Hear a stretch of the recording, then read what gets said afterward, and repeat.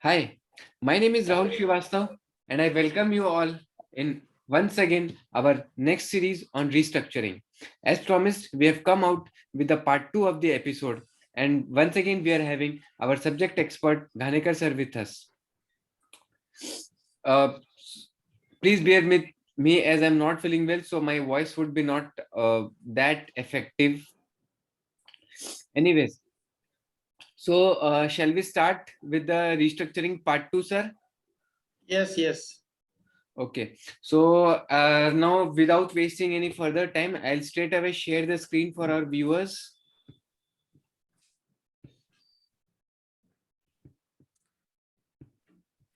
So as said, this is the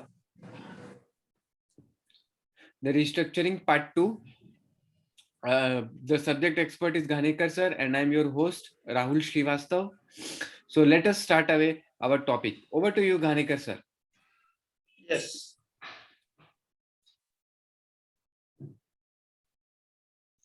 So first we'll start with some important points to note. Yes. So friends, in the last video, we have covered the MSME policy and the latest restructuring circular, which were through which the instructions for restructuring, fresh instructions for restructuring have been given. Now we will again some points were missed during last video, so we will cover the remaining points also. The most important first point is that actually these points are with reference to customers को उसमें क्या benefit है. तो पहला जो point है उसमें borrower is in liquidity crunch. तो हम रिस्ट्रक्चरिंग के लिए क्यों जाते हैं? हमने देखा बहुत सारे रीजंस देखे कि बोरोवर को प्रॉब्लम्स रहता है लिक्विडिटी का. तो when borrower is in liquidity crunch means जब रिस्ट्रक्चरिंग के लिए आ रहा है तो वो लिक्विडिटी क्रंच है उसको, इसलिए हम रिस्ट्रक्चरिंग के लिए जा रहे हैं. तो इसमें मेन चीज ये है कि he should not be made to pay any amount. Means for उसमें कैसा एक प्रोविजन रहता है कि एक साल का उसको कुछ भी अकाउंट WCTL है, FITL है या फिर CC है, उसमें एक साल के लिए उसको मोरेटोरियम रहता है. तो he should not be made to pay any single rupee during the first year.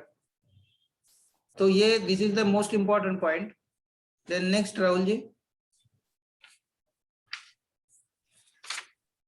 Yes, ये हमने कवर किया है. नेक्स्ट. हाँ, नेक्स्ट इज कभी कभी क्या होता है बोरोवर हमें बोलता है कि ये हमें मोरेटोरियम पीरियड नहीं चाहिए, मैं immediately interest as and applied मैं पे करूंगा. तो ऐसे केसेस में even when he is ready to pay interest as and applied, we should make a provision in the sanction. हम सैंक्शन में प्रोविजन FITL का करके रखेंगे.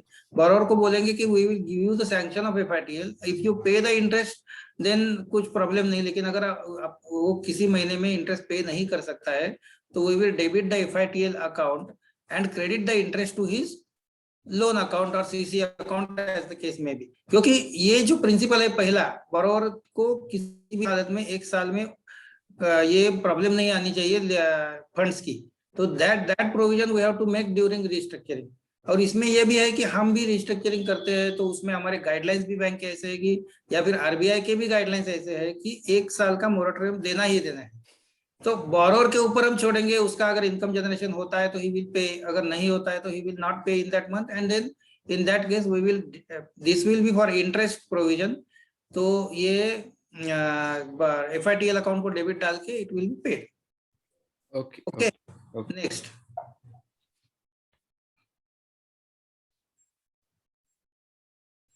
हाँ, अभी मार्जिन के बारे में एक है. If margin is not paid upfront it should be paid within 1 year. ये जो है इसमें कैसा है कि एक मिसकंसेप्शन ऐसा है कि 2% उसको ये देना है margin on the restructured amount. तो ये जो मार्जिन है अभी ये भी पहले ही पॉइंट से रिलेटेड है कि when the borrower is in liquidity crunch, how from where he can bring this 2% amount. क्योंकि अभी समझो 25 करोड़ का अकाउंट है तो 25 करोड़ के अकाउंट के लिए 2% इज ऑल्सो बिग अमाउंट. तो वो लाएगा कहाँ से वो अमाउंट? उसके पास अगर लिक्विडिटी क्रंच है तो उसमें प्रोविजन ये है कि he can pay this within a year and it should be whenever he will pay that 2% amount, it should be credited to his FITL account. तो FITL में जो इंटरेस्ट का उसको भर रहा है उसमें आ जाएगा, इट इज नॉट अ फी। तो ये मार्जिन है, तो मार्जिन उसका FITL में क्रेडिट हो जाएगा।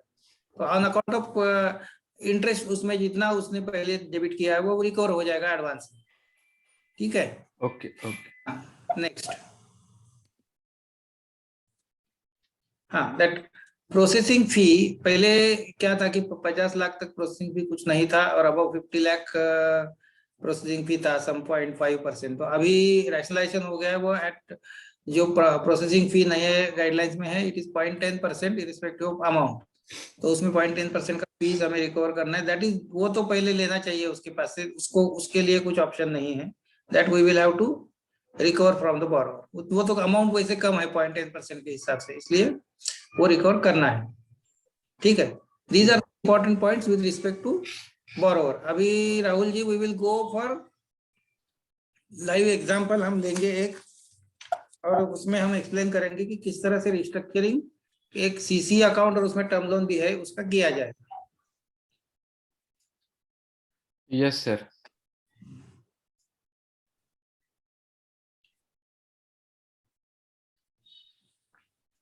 Yes, here we have taken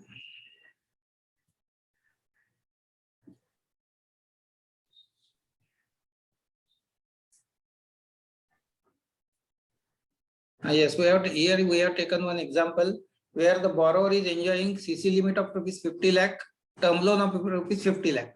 So there are two facilities, CC limit and term loan 50 lakh. As on today, outstanding balance of cash credit is 52 lakh. 52 lakh क्यों है? तो उसमें 2 लाख का इंटरेस्ट का ओवरड्यू है।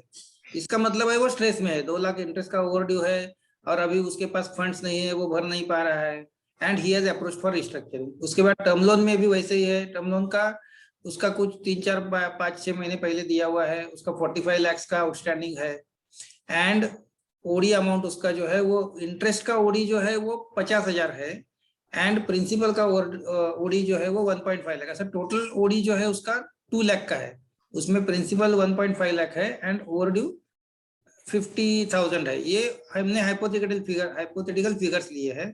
और नेक्स्ट है उसका DPCC का, जो लेटेस्ट हमारे पास स्टॉक स्टेटमेंट आया है पिछले 2-3 साल में, तो 2-3 मंथ्स में, तो उसका 2-3 मंथ्स में जो DP है तो इट इज अराउंड 30 लाख। तो हमने ये लिया है कि the DP as on today it is 30 lakh.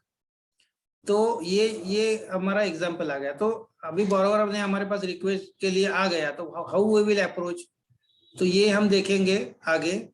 तो आगे राहुल जी वो जो पॉइंट्स है to start with.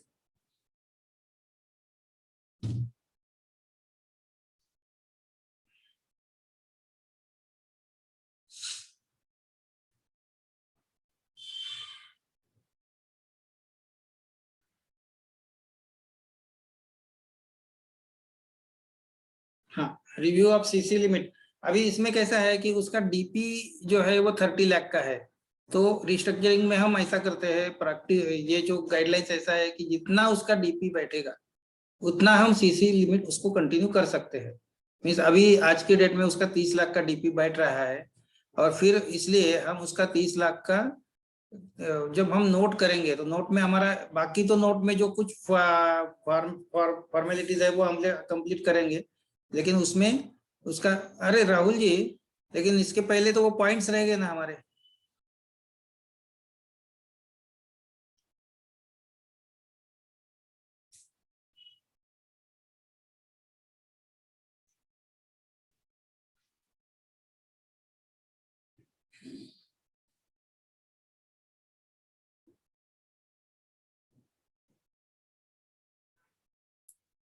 So before going to the table, we want to share you with some important steps that needs to be followed, and then Yes. we get back to that table.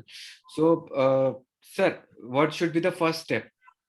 Yes, you will give there, no? So first step it is obtain request and related papers for restructuring. So पहले क्या है, हमें जब तक उसके पास borrower के पास से writing में रिक्वेस्ट नहीं आता है तो हम we will not go for restructuring. उसका राइटिंग में रिक्वेस्ट आना जरूरी है, क्योंकि कभी क्या होता है कि हम तो ऐसे रिक्वेस्ट रिक्वेस्ट हम बोलते हैं, बोरोवर ओरली बोल देता है, हम कर देते हैं, लेकिन बाद में वो मुकर भी जा सकता है। इसलिए राइटिंग में रिक्वेस्ट आना बहुत जरूरी है।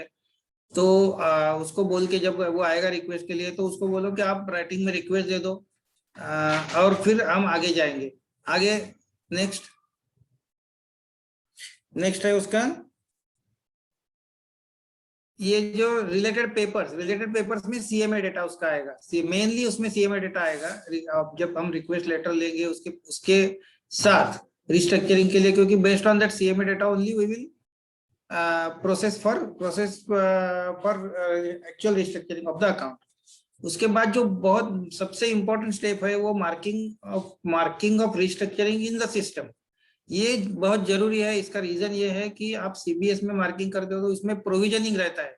अभी के सर्कुलर के हिसाब से 10% प्रोविजनिंग है, और उसका स्टेटमेंट भी हमें जब क्वार्टरली जो ये रहते हैं, हमारे क्वार्टरली रिव्यू रहता है या फिर हाफ ईयरली रिव्यू रहता है, एनुअल रहता है, उसमें सभी में रिस्ट्रक्चरिंग के सेपरेट स्टेटमेंट्स रहते हैं। तो उसके लिए बिलो 1 करोड़ का अलग रहता है, अबो 1 करोड़ का अलग रहता है। इसमें मार्किंग होना इसलिए जरूरी है कि that will be marked and that will be identified as a restructured account in the system।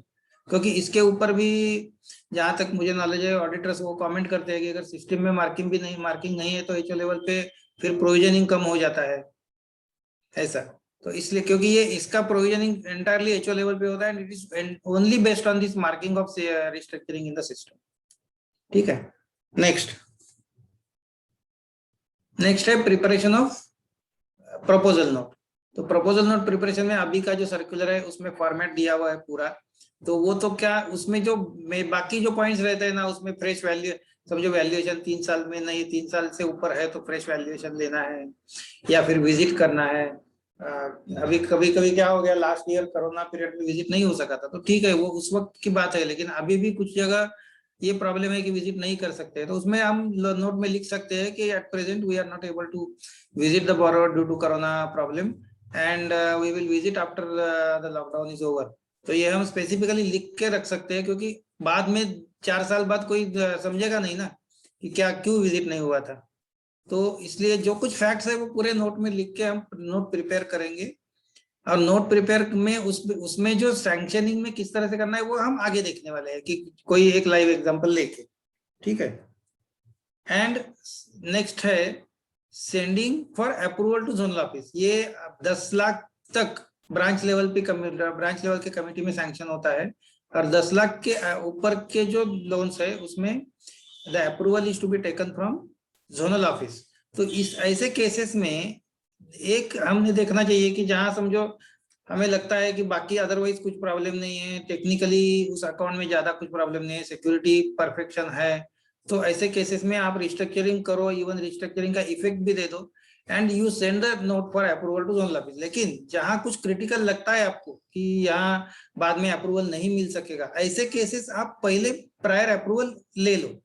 क्या होता है कि सर्कुलर तो बोलता है कि प्रायर अप्रूवल होना चाहिए, लेकिन प्रैक्टिकली ये पॉसिबल नहीं रहता है, क्योंकि जब हम रिस्ट्रक्चरिंग करते हैं तो नॉर्मली लास्ट 2, 3, 4, 5 डेज में या 10 डेज में करते हैं। तो अभी आपने 25 तारीख को नोट किया, 26 तारीख को गया और इमीडिएटली अप्रूवल आया, ऐसा होता नहीं है, क्योंकि वो कमिटी क्वार्टर में एक बार ही, नॉर्मली कमिटी के लोगों को भी टाइम नहीं रहता है आने के लिए, क्यों बाहर वाला एक मेंबर रहता है। इसलिए ये जरूरी है कि आप जोनल ऑफिस में भेजना चाहिए, भले आप रिस्ट्रक्चरिंग होने के बाद भेजो, लेकिन it should be sent to zonal office for approval, and it should be ensure that that approval is received from zonal office. Okay Rahul ji, next now we will go to the table.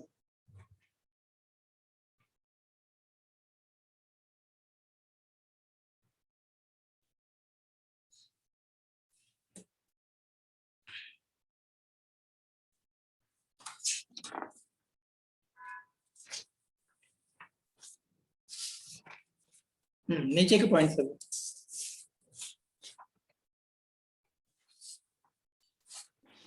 अभी हमने जैसे discuss किया कि CC limit मैंने बोला कि आपको DP उसका 30 लाख का बैठ रहा है, तो अगर 30 लाख का डीपी बैठता है तो हम उसका सीसी जो रिव्यू करेंगे it will be for 30 lakh. ठीक है, तो 30 लाख का डीपी, 30 लाख का उसका लिमिट का रिव्यू, सीसी लिमिट उसका 30 लाख के लिए रिव्यू हो जाएगा, क्योंकि उसका डीपी उतना बैठ रहा है। उसके लिए जो कुछ बाकी सारा जो हमें असेसमेंट करना पड़ता है सीसी असेसमेंट का, वो हमें करना ही है, नायक कमेटी, टंडन कमेटी। और उसमें समझो एक्चुअल असेसमेंट करते समय 30 लाख की जगह थोड़ा कम आता है। हमने ये एग्जांपल लिया है कि 30 लाख हो रहा है, लेकिन एक्चुअल असेसमेंट करते समय आपको लगता है 25 लाख हो रहा है, तो वी विल रिव्यू पर ओनली 25 लाख। लेकिन अभी for example we are taking it this account is reviewed for 30 lakh. Next,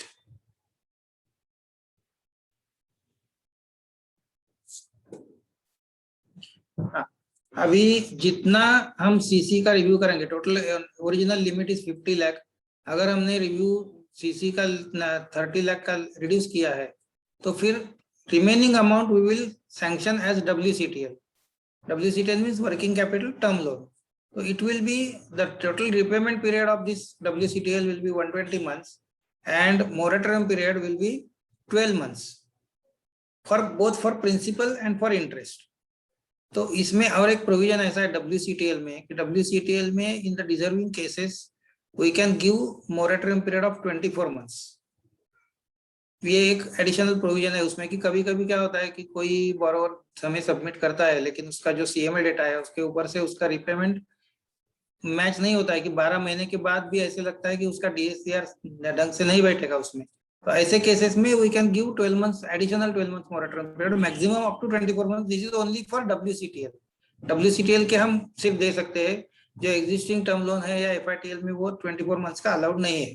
this provision is only for WCTL। उसमें भी जो मोरेटोरियम पीरियड रहेगा उसमें जो इंटरेस्ट के लिए मोरेटोरियम पीरियड उसका 12 इसका आएगा 12 मंथ्स का मोरेटोरियम पीरियड। लेकिन जो फंडिंग करते हैं FITL से वो मैक्सिमम 12 मंथ्स का ही हो सकता है। मींस आफ्टर 12 मंथ्स 13वें महीने से उसको इंटरेस्ट भरना पड़ेगा। प्रिंसिपल के लिए उसको 24 मंथ्स पूरा मिलेगा, लेकिन इंटरेस्ट के लिए उसको सिर्फ 12 महीने तक ही फंडिंग होगा। ठीक है, ध्यान में आया राहुल जी? क्योंकि जो 24 मंथ्स का एडिशनल Yes, sir. है, तो आगे का 12 मंथ्स का it will be only for principal amount, it will not be for interest. Yes, sir. Yes, next. Next it is FITL। तो FITL means funded interest term loan. तो अभी FITL ये restructuring में सबसे इंपॉर्टेंट पार्ट है, क्योंकि वो किस तरह से कैलकुलेट करना है वो पूरा समझ के लेना चाहिए। इसलिए हमने ऊपर OD अमाउंट भी दिखाया है, टर्म लोन का इंटरेस्ट का पार्ट, इंटरेस्ट में टर्म लोन में इंटरेस्ट ओवरड्यू कितना है ये भी स्पेसिफिकली दिया है। तो इसलिए ये समझना जरूरी है। तो what will be the what will FITL में क्या क्या आएगा? पहले तो FITL में जो ओवरड्यू इंटरेस्ट इन CC है, 52 लाख का आउटस्टैंडिंग है, तो 2 लाख का ओवरड्यू इंटरेस्ट है। This will be included in the FITL amount. Next है जो 50,000 का टर्म लोन में इंटरेस्ट ओवरड्यू है, that will also be covered in this FITL amount. Then next, then ये जो WCT अभी कैसे होता है, हमने जैसे बोला कि future interest for 12 loan borrower को कुछ भी भरना नहीं चाहिए, तो we have assumed that it is 9% interest. तो future interest on CC plus WCTL, तो CC प्लस WCTL कितना है? 50 लाख है। 50 लाख के ऊपर 9% से 4.5 लाख इंटरेस्ट आता है। तो this will be provided for, उसका प्रोविजन होगा as in the form of this 4.5 lakh. अगर बोरोवर भरता है पैसा हर महीने CC में या WCTL में इंटरेस्ट, तो इट इज ओके। लेकिन अगर नहीं भरता है तो we will each month we will debit the FITL account and credit the amount to cash credit account और WCTL अकाउंट। और इवन अभी नीचे हम टर्म लोन का भी देख रहे हैं, तो उसके आगे जो है वो 3.87 lakh, this is future interest on term loan. वो 43.5 लाख का जो है उसके ऊपर ये 3.87 लाख का इंटरेस्ट आता है। तो ये टोटल मिला के उसका जो FITL बनेगा इट विल बी 10.87 लाख।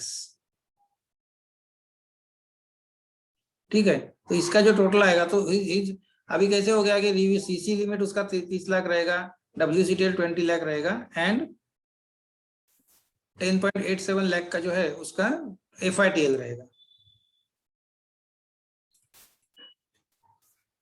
तो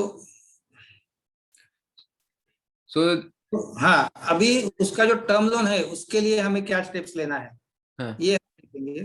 So this would be the total FITL amount, 10 point. This will be the total FITL. तो ये सीसी का पार्ट हमारा जो है ना, ये सीसी का कंप्लीट हो गया, WCTL कंप्लीट हो गया, देन FITL जो है इट विल बी टोटल 10.87. और फिर हमें जो टर्म लोन है उसका भी हमें पेमेंट कैसे शेड्यूल जनरेट करना है.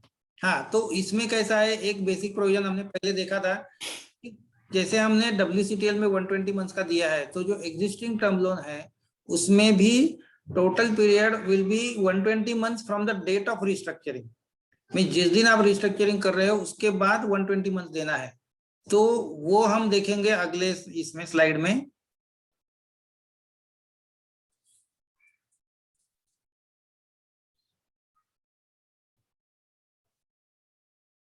सो इसमें स्टेप रहेगा पहला कि जो टर्म लोन में ओवरड्यू रहते हैं, हम क्योंकि हमें जब तक ये ओवरड्यू नहीं निकालते हैं हम रिपेमेंट रीजनरेट नहीं कर सकते. तो इसलिए टर्म लोन इसमें से आपको ओवरड्यू रिकवर करके लेना है, एडजस्ट करके लेना है. जोनल ऑफिस को आप मेल भेजो अलॉन्ग विद सैंक्शन, और फिर zonal office will check actual overdues, और उसके हिसाब से वो पूरे जो ओवरड्यूज है वो एडजस्ट करेंगे, जीरो करेंगे. And they will, zonal office will again send you the mail that now you can go further for restructuring. तो इसलिए वो जोनल ऑफिस को मेल भेज के, और जोनल ऑफिस उस वक्त ये चेक भी करता है कि whether the account is marked in the CBS system. तो अगर मार्क नहीं करेगा तो फिर वो आपको फिर से वो जोनल जेडो will also again tell you कि आप पहले आप मार्क करो सिस्टम में, तब तक हम ओवरड्यू एडजस्ट नहीं करेंगे. That is a check point, उसके मार्किंग इन द सिस्टम. क्योंकि इसीलिए marking in the system is important. Zonal office के ऑफिसर्स को ये इंस्ट्रक्शन रहता है कि unless the account is marked as restructure आप ओवरड्यू जीरो मत करो. ठीक है, तो ये next step. That is why marking in CBS is very important. हाँ, वेरी इंपॉर्टेंट.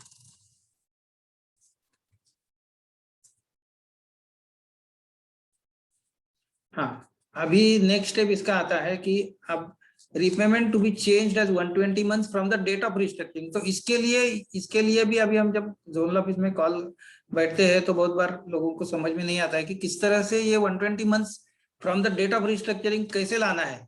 तो इसके लिए what number of months, how many number of months to be added in the total repayment. तो हम ये एग्जांपल नीचे देखेंगे. अभी we assume that the original total repayment normally MSME में 84 मंथ्स का रहता है. तो original total repayment period is 84 months. Next, now we will assume that already 6 months are completed and remaining repayment period as on today it is 78 months. अभी हम क्या बोल रहे हैं कि remaining repayment to be changed as 120 months from the date of restructuring. तो अभी remaining repayment आज 78 है, तो हमें रिमेनिंग रिपेमेंट 120 चाहिए. तो इसलिए we will add 42 in the total original repayment. जब हम टोटल ओरिजिनल रिपेमेंट पीरियड जो 84 है उसमें जब 42 ऐड करेंगे तो हमारा रिमेनिंग रिपेमेंट 120 आएगा. तो इस तरह से ये कुछ गड़बड़ होती है, तो इस तरह से इक्वेशन लिख के करना ज्यादा अच्छा रहता है कि लिखो आप ओरिजिनल रिपेमेंट पीरियड कितना है, देन रिमेनिंग रिपेमेंट 70 है, फिर उसमें कितना ऐड करना पड़ेगा 42. This 42 should be added to the original 84. तो it will be your total total repayment period on the date of restructuring. It will be 126, as already 6 months have elapsed. So 126 minus 6, it will be 120 months as on the date of restructuring. Is it clear, Rahul ji? Yes sir, clear. Yes. ठीक है. I am unmuting myself because I am getting that cold and cough. Yes, no problem. So this is the, ये अगर उसमें भी कुछ doubt है अभी भी, क्योंकि क्या होता है ना, ये है सिंपल लेकिन एक्चुअल करते समय थोड़ा चैलेंजिंग होता है. तो always you can ask for any queries on this. लेकिन ये एक बार समझ गया ना तो फिर ये बहुत इंपॉर्टेंट स्टेप्स है. अभी आज जो हम डिस्कस कर रहे हैं ना, these are all very important steps. ये एक बार समझ गए तो रिस्ट्रक्चरिंग में, नहीं तो फिर पीपल, हमने देखा है कि पीपल अवॉइड रिस्ट्रक्चरिंग. मैंने पहले वीडियो में भी बोला कि लास्ट डे तक रुकते हैं, नहीं पैसा आएगा, लेकिन डोंट गो फॉर इट. जैसे हमने बेनिफिट्स देखे हैं for the borrower, for the bank, for the officers, तो ये दिमाग में रख के you pass on the benefits to the borrower, और एकदम लास्ट डे तक मत रुको. Get acquainted with this. और अगर कुछ भी प्रॉब्लम है तो don't hesitate to ask us. And I would request our viewers also, if you are having any doubt with respect to restructuring on how to frame this repayment period, then please do post your doubts on the comment box. We will individually see all the issues and then we will come back to you. This is our assurance, because this restructuring videos we are making for your benefit, for our benefit. Yes, sir. So So next, can we move to next Rahul ji. next slide? Which one?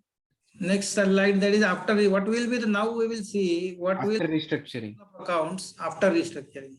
Yes. Just a second.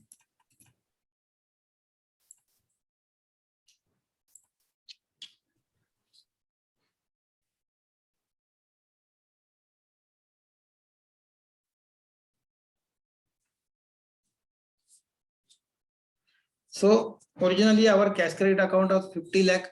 Now as DP was 30 lakh, we have reduced it to 30 lakh. Outstanding balance of cash credit will be 30 lakhs only. And ये future interest मैंने इसलिए दिया है कि उसका हमने कैसे calculate किया फ्यूचर इंटरेस्ट FITL के लिए, वो एक्सप्लेन करने के लिए इधर यहाँ भी मैंने दिखाया है कि future interest for this cash credit will be for 1 year it will be at 9%. 9 into 3 it is 2.70, 2,70,000 it will be for 1 year. Then for WCTL, WCTL will be 20 lakh and interest at 9% it will be 180. So हमने जो 4,50,000 लिया है, तो ये दोनों का total मिला के 4,50,000 आ गया. ठीक है. देन टर्म लोन में 50 लाख का लिमिट था, आउटस्टैंडिंग बैलेंस है 44.5 लाख, तो उसका जो फ्यूचर इंटरेस्ट है वो अप्रोक्सीमेटली हमने 3.87 लिया है. तो ये तीनों अमाउंट प्लस 2 लाख का सीसी का इंटरेस्ट, ओवरड्यू इंटरेस्ट एंड 50,000 का टर्म लोन का इंटरेस्ट, ये सब मिला के FITL बन गया 10.87 लाख का. अभी हम क्या करेंगे, FITL का जब हम ओपन करेंगे तो we will credit 50,000 by debit to FITL, we will debit 50,000 to FITL and we will credit to term loan account. इसलिए टर्म लोन में जो 45 लाख का बैलेंस दिखाया था उसमें 50,000 यहाँ से क्रेडिट होने के बाद वहां 44.5 उसका आउटस्टैंडिंग बैलेंस रहेगा टर्म लोन का. एंड सीसी में जो 2 लाख का ओवरड्यू था तो we will debit FITL by 2 lakh and credit the amount to cash credit account. जो कैश क्रेडिट में जो 2 लाख के ओवरड्यू है वो जीरो, क्योंकि हमारा इधर 30 और 20 50 हो गया, तो ऊपर के 2 लाख जाने चाहिए. तो we will debit FITL and credit to cash credit account 2 lakh. तो इसलिए FITL का आज का बैलेंस रहेगा 2.5 और आगे के लिए जो बचेगा ये जो बाकी तीनों है, तो इसमें हम जैसे पहले भी बोला है कि हर महीने में if borrower doesn't pay then we will debit to FITL and credit this amount to the respective accounts, term loan का, WCTL का या कैश क्रेडिट का. इस तरह से हम ये करेंगे. बहुत बार ऐसे होता है कि 2 3 4 अकाउंट FITL के ओपन करते हैं लोग, लेकिन जरूरी नहीं है कि सब मिला के एक भी अकाउंट ओपन किया और स्पेसिफिक सैंक्शन में लिख के रखा तो चलेगा, क्योंकि जितने ज्यादा अकाउंट हम करते हैं उतना जमलिंग ज्यादा हो जाता है. इसलिए 1 account with all the details अगर फिर किया और तो मॉनिटरिंग के लिए भी बाद में अच्छा रहता है ये. और एक बात रहेगी कि FITL जब हम करते हैं तो FITL में it will be for 36 months and FITL को रेट ऑफ इंटरेस्ट और WCTL में फर्क रहता है. FITL का जो इंटरेस्ट रेट है it is at MCLR. At present FITL जो इंटरेस्ट रेट है it is at MCLR and WCTL interest है it is at MCLR plus 1. Means अभी 7.30 हमारा MCLR है और 8.30 इट विल बी WCTL. अभी मैंने कन्वीनियंस के लिए, कैलकुलेशन पर्पस के लिए यहाँ 9% दोनों में लिया है, लेकिन actually it will be FITL it will be at MCLR and for WCTL it will be MCLR plus 1. So this was all for today actually restructuring में. लेकिन अभी राहुल जी इसमें कुछ और कवर करना है, कुछ मिस हो रहा है? नहीं, बस अभी मैं सिर्फ यही बोलूंगा कि हमारे व्यूअर्स को कि ये जो टेबल देखने में अगर आपको थोड़ा ये जो हमने कैलकुलेशंस किया, अगर थोड़ा सा भी आपको प्रॉब्लम हो रहा है तो you can pause the video, you can get back to our previous slide जहाँ पे हमने रिस्ट्रक्चरिंग का फर्स्ट टेबल समझाया है, and then you can again come back to this after restructuring वाला table, so that you will get clear concept. The concept should be clear, right sir? Yes yes. और मैं फिर से एक बार I would like to repeat the things कि restructuring जो है वो अभी फ्रॉम दिस अभी जो जून में 15-12 मई को सर्कुलर आया है, उसके बाद इट विल बी कंटिन्यूड 30 जून तक हम एप्लीकेशन ले सकते हैं. एंड आफ्टर 30 जून को कोई एप्लीकेशन आता है तो that implementation will be up to 90 from 30th सितंबर को एप्लीकेशन आता है, तो implementation will be 90 days from 30th सितंबर। तो उसको इम्पोर्टेंस दे दो, और ये हमारे लिए बहुत अच्छा है, कस्टमर के लिए भी अच्छा है, बैंक के लिए भी अच्छा है। This again I will again and again repeat this, क्योंकि हर लेवल पे, बैंक के लेवल पे हमारा प्रोविजन इनकम होता है, कस्टमर के लेवल पे उसको लिक्विडिटी मिलता है, और ऑफिसर के लेवल पे एक तो आज का एनपीए बचता है, और बाद में even in early mortality or even after that account becomes NPA, there will be no staff accountability। आज की डेट में ये बहुत इंपॉर्टेंट है, क्योंकि ये एक फियर साइकोसिस है। तो दिस इज अपॉर्चुनिटी कि हम हमारा स्ट्रेस कम करेंगे इसमें। जो आज हम बोलते हैं कि हम स्ट्रेस में है, लेकिन by not restructuring we will bring ourselves into stress. तो इसलिए आप रिस्ट्रक्चरिंग करो, एंड पूरा आपका एमएसएमई का पोर्टफोलियो स्कैन करो, उसमें से जहां आपको लगता है ये स्ट्रेस में अकाउंट है वहां रिस्ट्रक्चरिंग कर दो। लेकिन जहां अच्छे अकाउंट्स है वहां जरूरी नहीं है, बारोर खुद भी आके बोलता है कि रिस्ट्रक्चरिंग मुझे चाहिए, तो फिर भी आप एसेस करो उसका, देखो कि रियली उसको जरूरी है क्या नहीं, otherwise you don't do it. ठीक है, करेक्ट। हाँ, this was all for today.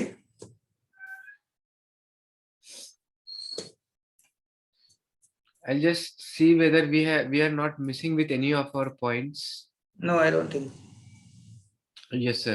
So I hope this session on restructuring part 2 was useful to you. And we are also trying to come up with another video on restructuring that most probably would be related to some agriculture loans, right, sir? And retail loans. And retail loans. Yes, correct.